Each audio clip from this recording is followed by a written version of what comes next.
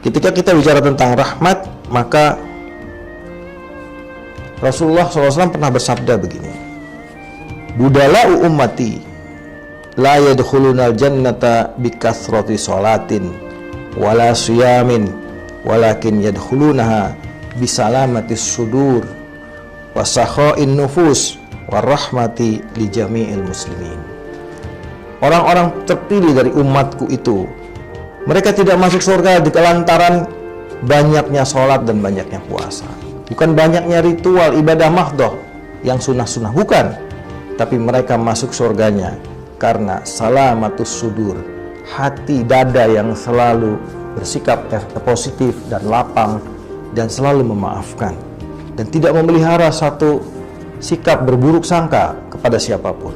Itu namanya salamatus sudur, bersih dari sifat-sifat tercela, batinnya, hatinya selalu bebas dari sifat-sifat yang tidak baik. Yang kedua, sakha'un nufus, jiwanya itu betul-betul dermawan, senang memberi, senang membantu, senang menolong dalam keadaan apapun. Apalagi era sekarang ini, zaman seperti corona yang mewabah sekarang ini, banyak orang yang tiba-tiba jatuh miskin, apa yang disebut OMB, orang miskin baru. Ya, kemarin masih punya penghasilan, kemarin masih punya warung, kemarin masih punya toko, sekarang sudah jadi pengangguran. Kemarin masih jadi supir taksi online, kemarin masih ini, masih itu, semuanya sekarang hilang. Dan ini orang-orang yang membutuhkan kasih sayang kita. Maka sakha'un nufus, kedermawanan jiwa, kedermawanan hati, ini harus di era sekarang ini harus betul-betul menjadi karakter yang mewarnai kita sehari-hari.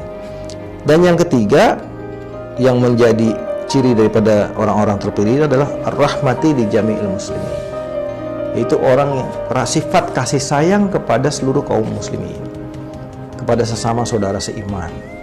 Dan ini yang menyebabkan tiga hal ini, yaitu salamatus sudur, hati yang lapang, dada yang lapang, dan kemudian sakha'un nufus, dermawannya jiwa, dermawannya diri, dan juga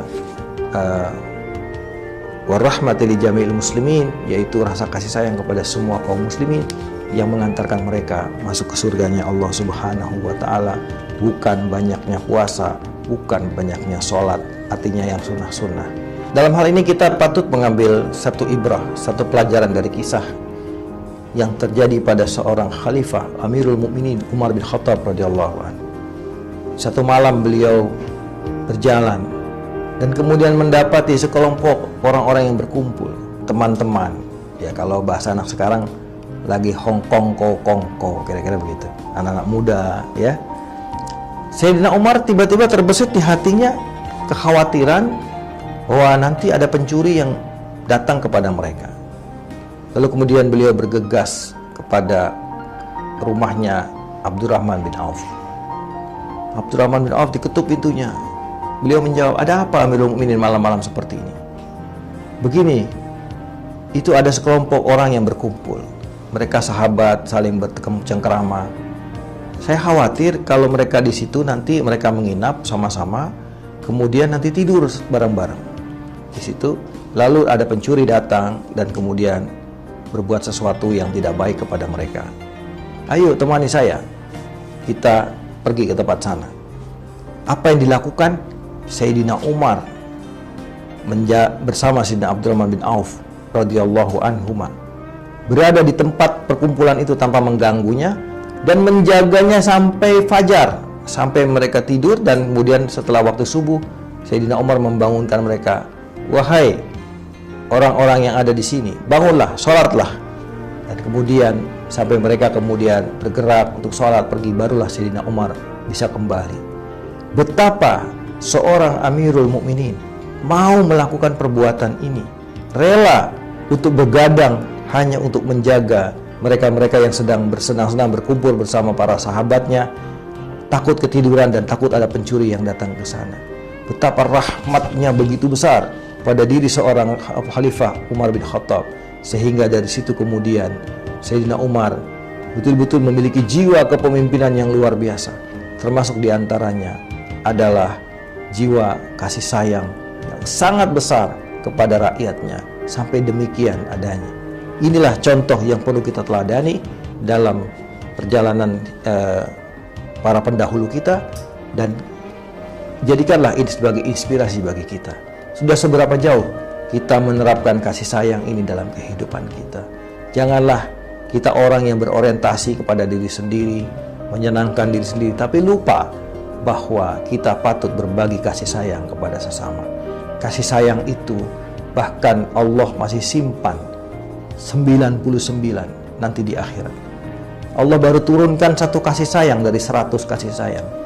Dan dengan satu kasih sayang ini di dunia, seekor hewan, baik kuda maupun unta, tidak menduduki anaknya, atau hati-hati ketika mau duduk karena takut menduduki anaknya yang masih kecil, yang masih bayi.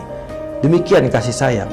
Kita lihat kasih sayang binatang kepada anaknya, termasuk kasih sayang kita manusia, antara orang tua kepada anak, anak kepada orang tua, saudara kepada saudara, teman kepada teman. Semuanya kasih sayang begitu besar. Ini baru satu kasih sayang rahmat yang Allah turunkan di dunia. Bagaimana nanti di akhirat? 99 kasih sayang akan Allah terapkan nanti di akhirat. Kenapa? Karena di akhirat nanti butuh banyak pengampunan, butuh banyak kasih sayang, banyak pendosa, banyak orang bersalah di hadapan Allah. Maka Allah siapkan kasih sayang itu untuk lebih banyak mengampuni, lebih banyak membebaskan mereka-mereka yang masih beriman kepada Allah dari dosa-dosa mereka, kemudian bersama-sama dimasukkan ke dalam surganya Allah Subhanahu wa Ta'ala.